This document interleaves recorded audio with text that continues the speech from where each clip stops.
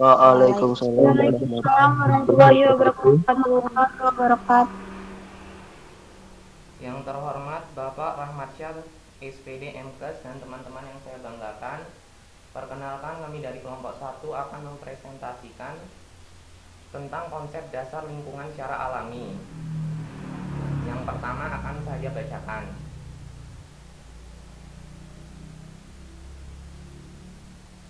Definisi lingkungan alami. Lingkungan alami merupakan sebuah lingkungan yang ada dan terbentuk dari proses alamiah tanpa campur tangan manusia dan terdiri dari atas sumber yang alami.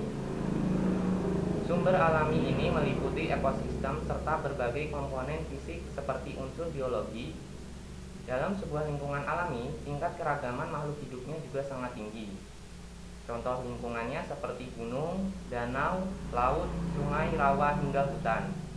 Kelestarian lingkungan alami harus dijaga dengan baik, sebab lingkungan ini adalah penopang kehidupan manusia.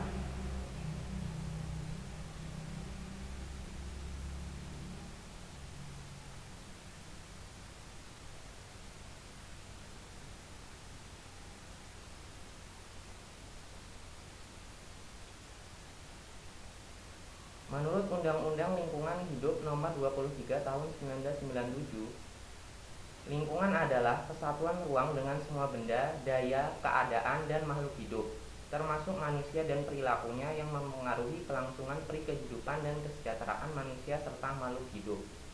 Istilah lingkungan sendiri dalam bahasa Inggris disebut environment, dalam bahasa Belanda disebut milieu, sedangkan dalam bahasa Prancis disebut environment.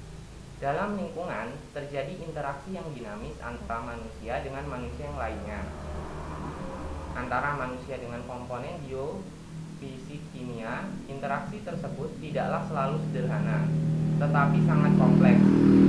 Dalam interaksi tersebut, manusia mempengaruhi dan dipengaruhi oleh lingkungannya.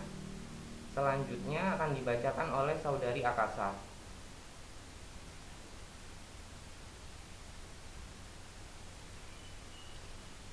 Unsur lingkungan hidup. 1. Unsur lingkungan biotik atau hayati. Komponen lingkungan ini terdiri dari makhluk hidup seperti manusia, hewan, atau satwa atau fauna, tumbuhan atau flora. 2. Unsur lingkungan abiotik merupakan komponen lingkungan yang terdiri dari berbagai benda-benda tidak hidup, misalnya tanah, air, udara, iklim. Yang ketiga, unsur sosial budaya. Unsur ini adalah lingkungan sosial budaya yang ada di sekitar manusia, merupakan sistem nilai, gagasan, keyakinan dalam menentukan perilaku manusia sebagai makhluk sosial.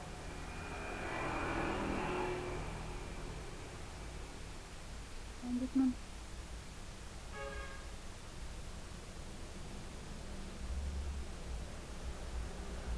Bentuk kerusakan lingkungan hidup dan faktor penyebabnya.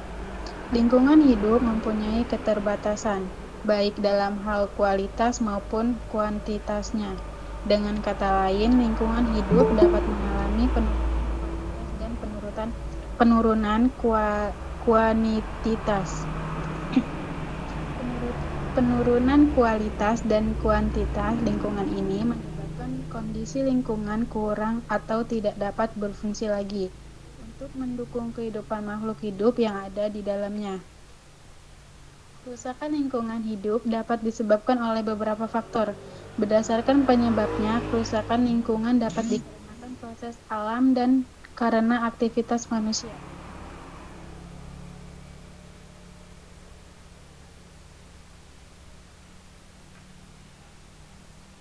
Selanjutnya akan dibacakan oleh Saudari Leko.